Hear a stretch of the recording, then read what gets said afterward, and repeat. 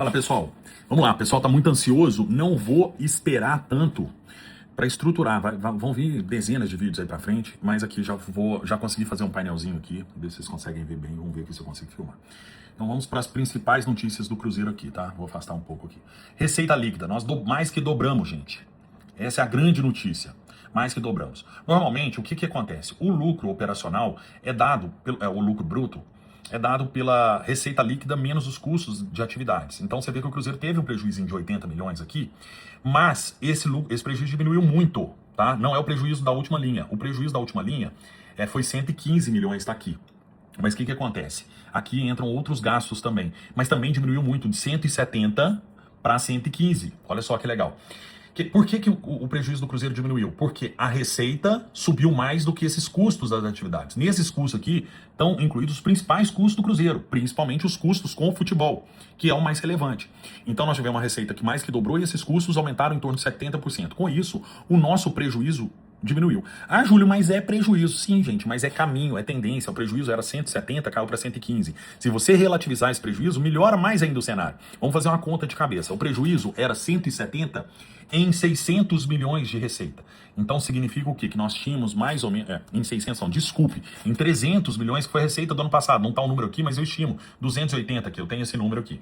Então eu tinha 170 em 280, eu tinha 60% de uma receita de um ano, era o meu prejuízo. Hoje nós temos um prejuízo de 115 em 600, está dando em torno de 20% mais ou menos. Olha que interessante. Então nós caímos muito. Significa o quê? Que nós precisamos de 20%, ou seja, 2,4 meses de receita para pagar, para diminuir o nosso prejuízo. É relativizado. Então isso é muito interessante. E temos mais notícias boas aqui. O patrimônio subiu, o ativo subiu.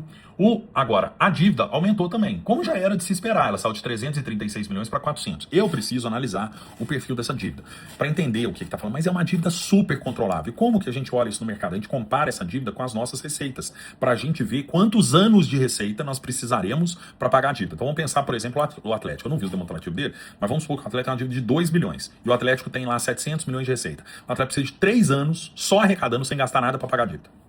O Cruzeiro, ele tem, se essa dívida aqui, eu preciso analisar no detalhe, de 400 milhões, é menos do que, são 2/3 de um ano de receita, ou seja, basicamente 8 meses de receita para pagar a dívida, para zerar a dívida. Gente, isso é maravilhoso, principalmente se a gente fizer análise histórica de onde a gente estava.